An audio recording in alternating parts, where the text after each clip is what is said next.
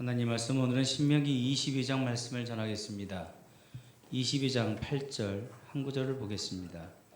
네가 새 집을 건축할 때 지붕에 난간을 만들어 사람으로 떨어지지 않게 하라. 그 피 흐른 죄가 내 집에 돌아갈까 하노라. 아멘. 우리나라 중증 외상 분야의 최고 권위자인 이국종 교수님을 잘 아실 것입니다. 아주대학교 중증외상센터에 계시다가 지금은 국군 대전병원 병원장으로 가 계십니다. 한 번은 텔레비전에서 하실 말씀을 들었는데 우리나라에서만 다쳐서 죽는 사람이 1년에 3만 명이 넘는다고 합니다. 그 중에 대부분이 죽지 말아야 되는데 죽는다는 요지의 말씀을 하셨습니다. 사람이 살다 보면 다칠 수도 있고 그로 인해 죽을 수도 있지요. 하지만 죽을 정도의 부상이 아닌데 치료를 제대로 받지 못해서 죽는 것은 문제가 있다는 말씀을 하신 것이었습니다. 소위 외상관리 시스템 부재로 인해서 제때 치료받지 못하고 살릴 수 있는데 살리지 못해서 죽는 그 안타까운 우리나라의 현실을 밝힌 것입니다. 저는 죽지 말아야 되는데 죽는 이 죽음을 억울한 죽음, 안타까운 죽음이라고 나름 정의해 보았습니다. 그리고 이런 안타까운 일, 억울한 일이 적어도 저와 여러분 주변에서는 일어나지 않기를 설교를 준비하면서 간절히 기도했습니다. 그리고 지금도 간절히 원합니다. 근데 이런 어처구니없는 죽음에 대해서 성경도 말씀을 하고 있습니다. 신명기 19장 10절 말씀을 보시면 내 하나님 여호와께서 내게 기업으로 주시는 땅에서 무지한 피를 흘림이 없게 하라. 이같이 하면 그 피가 내게로 돌아가지 아니하리라. 여기에는 안타깝고 억울한 죽음을 무지한 피라고 표현하고 있습니다. 그리고 그런 무지한 피를 흘림이 없게 하라고 말씀하십니다. 지금 보신 신명기 19장 말씀은 사실 도피성과 관련된 말씀이지요. 즉 이스라엘 땅에 도피성 제도가 만들어진 이유가 지금 보고 계시는 10절 말씀인 것입니다. 이미 알고 계시겠지만 도피성은 실수로 살인을 저지른 자가 피해 복수를 당하지 않도록 하고 또 다른 살인이 연이어서 일어나지 않도록 방지하시기 위해서 세워놓으신 정책이라고 할 수 있습니다. 잘못을 했다면 응당 책임을 져야 되지만 제대로 된 조사와 판결이 진행되기도 전에 피해자의 가족으로부터 보복을 당하지 않도록 잠시 격리를 하게 하신 것입니다. 즉 정당한 재판이 먼저라는 뜻입니다. 이 도피성을 만드는 일이 각 지파와 이스라엘 전체가 감당해야 될, 실천해야 될 과제였다면 오늘 본문에는 성도 개개인이 삶 속에서 실천해야 될 과제가 나오고 있습니다. 본문 말씀 다시 한번 읽어보죠. 네가 새 집을 건축할 때 지붕에 난간을 만들어 사람으로 떨어지지 않게 하라. 그 피 흐린 죄가 내 집에 돌아갈까 하노라. 지붕에서 사람이 떨어져 죽는 일, 즉 죽지 말아야 되는데 죽는 일이 벌어지지 않도록 하라는 것입니다. 그 이유는 그 피 흐린 죄가 내 집에 돌아가기 때문입니다. 이렇게 심각한 책임을 짊어져야 되는 일이 생기지 않도록 각자가 실천해야 되는 부분이 있다는 것입니다. 그것이 바로 난간 만드는 일입니다. 물론 난간을 만들어도 사람이 지붕에서 떨어질 수 있습니다. 그러나 주인이 난간을 만들어 놓았다면 적어도 그 책임을 주인에게 묻지는 않는다는 것이고 물어서도 안 된다는 뜻입니다. 무엇보다 새로이 집을 건축할 때는 반드시 그렇게 하라고 나옵니다. 지금까지 집을 어떻게 지었든 간에 지금부터는 그렇게 하라는 것입니다. 일종의 건축법을 바꿔놓으신 것입니다. 아마 이런 불미스럽고 안타까운 일들이 자주 발생했던 것으로 보입니다. 우리 교회에서도 비슷한 일들이 있었다고 들었습니다. 본당 내려오는 저 계단에서 실족하셔서 크게 다치셨다고 합니다. 또 그 일을 계기로 계단에 난간 손잡이가 설치되었는데 다행히도 난간 손잡이 설치된 이후로는 그런 큰일 벌어지지 않았다고 하십니다. 그래도 계단 오르내리실 때는 삼가 조심해 주시기를 바랍니다. 제가 우리 교회 와서 들었던 교육자 매뉴얼 중에 이와 관련된 내용들이 있었는데 계단을 올라오거나 내려오시는 성도님들한테 인사하지 말라는 것이었습니다. 인사하다가 잘못하면 큰일 날 수 있어서 그렇게 해놓은 것입니다. 혹시 계단에서 교역자들이 인사 안 했다고 삐지게 없습니다. 아무튼 지붕이나 계단은 위험한 것이니 조심해야 하는 것이고 서로가 조심해서 나쁠 것도 없는 것입니다. 근데 의아한 점은 지붕에 올라간 사람, 지붕에 올라갔다 떨어진 사람에 대한 책임 소재 여부는 따로 말씀하시지 않고 난간을 만들지 않았다는 것에 대한 부분만, 즉 난간을 만들어야 되는 집주인과 건물주의 책임에 대해서만 언급하고 있습니다. 왜 그럴까 생각을 좀 해봤는데 제가 내린 결론은 이렇습니다.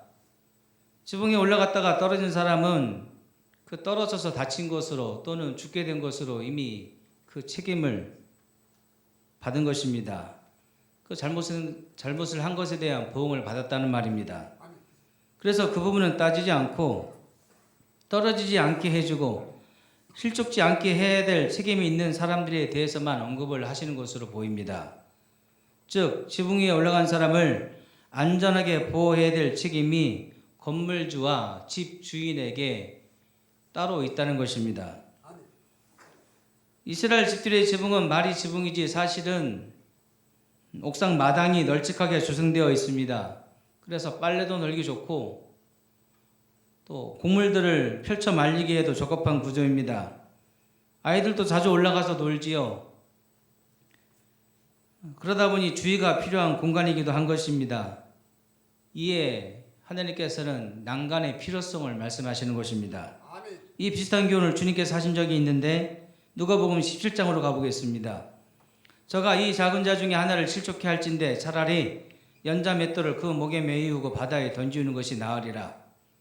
상대가 어린아이라 할지라도 실족해 했다면 그 책임을 져야 된다는 것입니다. 연자 맷돌을 목에 메고 바다에 던져지는 것이 낫다라고는 무선 말씀을 하실 정도입니다. 물론 주님이 하신 말씀은 영적인 측면에서의 실족일 것입니다. 이어지는 말씀을 보시면 좀 더 교훈이 명확해지죠. 너희는 스스로 조심하라. 만일 내 형제가 죄를 범하거든 경계하고 회개하거든 용서하라. 만일 하루 7번이라도 내게 죄를 넣고 7번 내게 돌아와 내가 회개하노라 하거든 너는 용서하라 하시더라. 3절에 나오는 스스로 조심하라, 경계하라, 용서하라. 그리고 4절에 나오는 하루 7번이라도 용서해 줘야 되는 이유가 바로 앞서 2절에서 언급하신 실족지 않게 하려고 때문인 것입니다. 그것을 신명기 오늘 본문에서는 난간을 만들어라고 하신 것입니다. 결국 우리에게는 나 자신을 위해서 다른 지체들을 위해서 난간을 만들어야 될 책임이 있다는 것입니다. 이 교훈은 단지 지붕 위에 있는 물리적인 난간만을 말씀하는 것이 아님을 알 수 있습니다. 우리가 살아가면서 실족하게 되는 여러 경우를 생각해 보시면 이해가 될 것입니다. 그중 대표적인 것이 감정의 문제입니다. 감정 조절을 잘못해서 감정 조절이 잘 안 되어서 다른 사람을 실족하게 되는 경우가 있습니다. 그렇다면 그 사람에게는 감정의 난간이 필요한 것입니다. 즉 감정의 난간을 만들어야 된다는 것입니다. 또 말로 상처받고 시험에 들게 하는 경우가 있지요. 그렇다면 말의 난간을 만들어야 되는 것입니다. 최근에 연예인들이 인터넷 댓글 등으로 죽어나가는 것도 같은 맥락입니다. 말의 난간, 글의 난간, 댓글의 난간을 만들지 않으면 누군가를 죽일 수도 있는 것입니다. 하지만 역으로 생각해 보면 나의 말과 글이 지금 흔들리고 쓰러져가는 누군가에게 난간이 되어줄 수도 있는 것입니다. 생각해 보면 참 근사한 일이라 할 수 있습니다. 말과 글 그리고 댓글로 누군가를 살릴 수도 있고 죽일 수도 있다면 성도로 부름받은 우리들은 죽이는 일이 아니라 살리는 일로 쓰임받았으면 좋겠습니다. 그것이 바로 난간 만드는 일일 것입니다. 또한 이 난간은 경계라고도 할 수 있습니다. 모든 일에는 선이 있습니다. 넘지 말아야 될 선이 있다는 것이죠. 자동차가 선을 잘못 넘어가면 대형 사고 터집니다. 나뿐만 아니라 아무 잘못도 없는 상대방을 죽게 할 수도 있는 것입니다.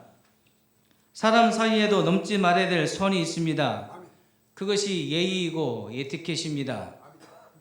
친한 것과 무례한 것은 전혀 다른 것입니다. 친할수록 예의를 지켜야 되는 것입니다. 하나님과 성도 간에도 지켜야 할 선이 있습니다.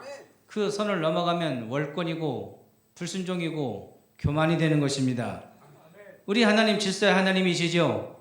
이 우주를 질서 정연하게 창조해 주셨습니다. 근데 그 질서를 파괴하려는 존재가 있습니다. 사탄이라고도 하고 디아블로라고도 하는 마귀입니다. 이 마귀는 하나님과 성도의 관계를 끊임없이 회방합니다. 무너뜨리려고 합니다. 질서를 무시하게 만듭니다. 흩어뜨리려고 합니다. 선을 넘게 만드는 것입니다. 양치는 목자들의 경우 양들을 수시로 살펴야 됩니다. 특히나 뒤집어져 있거나 넘어져 있는 양들을 찾아내서 일으켜 세우지 않으면 양들이 죽어버려서 그 일에 신경을 곤두세우고 있습니다. 그러나 그보다 더 중요한 것은 뒤집어지지 않도록 미리 예방하는 일입니다. 경사진 곳을 피하게 하고 웅덩이나 고랑 같은 곳도 가능하면 못 가게 하는 것입니다. 바로 이런 일들이 목자들에게는 난감 만드는 일이라고 할 수 있습니다. 마찬가지로 저와 여러분이 만들어야 되고 감당해야 될 난간이 있습니다.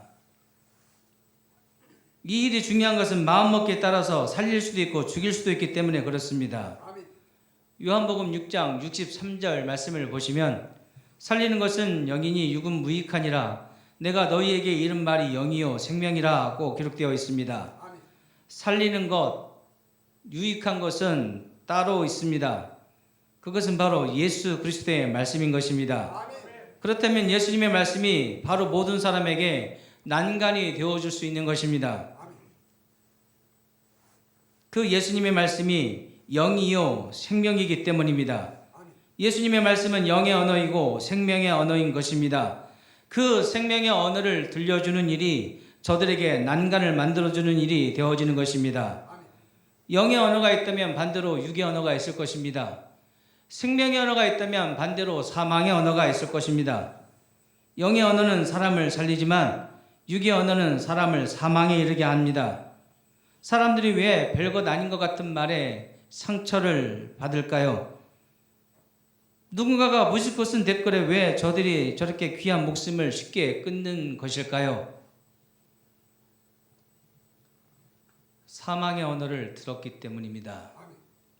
결국 사망이라고 하는 치명적인 독에 감염되어 죽는 것입니다. 그래서 예수 믿는 우리들은 말 한마디라도 조심해서 해야 되는 것입니다. 그 조심하는 일이란 우리의 말과 행동에 생명의 난간을 세우는 일이라 할 수 있습니다. 오늘 여러분의 도움을 필요로 하는 누군가에게 따뜻한 난간이 되어 주십시오. 죽어가는 저들에게 생명의 난간이 되어 주시기 바랍니다. 신령한 말씀과 생명의 언어로 저들에게 힘이 되어 주시기를 진심으로 바랍니다. 우리나라가 OECD 국가 중 자살률 1위라는 것을 잘 아실 것입니다. 우리나라 도시 중에 자살률 1위는 서울입니다. 그 서울 가운데서도 관악구가 1위입니다. 그 관악구 내에서 1위는 우리가 살고 있는 대학동입니다. 저는 제가 조사 내용이 틀렸기를 바랍니다. 확실한 것은 우리가 사는 대학동이 너무나 아프다는 겁니다. 아픈 사람들, 정상이 아닌 사람들이 너무나 많습니다. 그런데 저들은 자기들이 아픈 줄을 모릅니다. 치료가 필요하다는 것을 모릅니다. 심각한 중증 환자인 것을 전혀 모릅니다. 자신들이 죽어가고 있다는 것도 모르고 있습니다. 저는 우리 교회를 통해 이 지역의 영적 기상도가 바뀌기를 바랍니다. 이를 위해서 우리 교회가 그리고 저와 여러분이 서로에게 난간이 되어주고 버팀목이 되어주고 울타리가 되어주셨으면 좋겠습니다. 그래서 죽지 말아야 되는데 죽는 사람이 없도록 매일매일 난간 만드는 이 일 잘해 주시기를 바랍니다.